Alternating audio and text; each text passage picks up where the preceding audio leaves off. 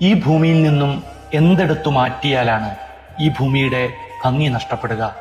ഗുരുകുല വിദ്യാഭ്യാസവും കഴിഞ്ഞ് യാത്ര പറയാനെത്തിയ ശിഷ്യന്മാരോട് ഗുരു ചോദിച്ച തൻ്റെ അവസാനത്തെ ചോദ്യമായിരുന്നു അത്.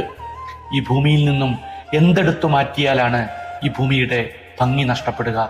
ഓരോരുത്തരായി തങ്ങളുടെ ഉത്തരം പറഞ്ഞു തുടങ്ങി.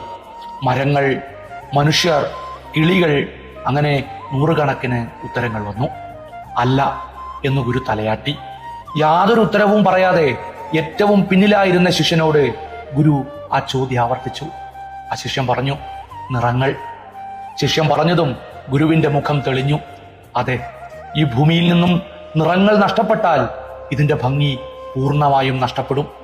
നിറങ്ങളില്ലാത്ത മരവും പൂവും മയിൽപ്പീലിയും മഴവില്ലുമെല്ലാം നിങ്ങളെ മടുപ്പിക്കും, വെറുപ്പിക്കും.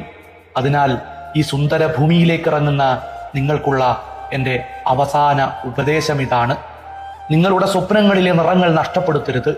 നിങ്ങളുടെ വാക്കുകളുടെ നിറം മങ്ങരുത്. നിങ്ങളുടെ സൗഹൃദങ്ങളിലെ നിറം മായരുത്. നിങ്ങൾ നിറമുള്ളവരാകണം, നിറം പകരുന്നവരാകണം. നിങ്ങൾക്ക് പോകാം, ഇനി പടിയിറങ്ങാം.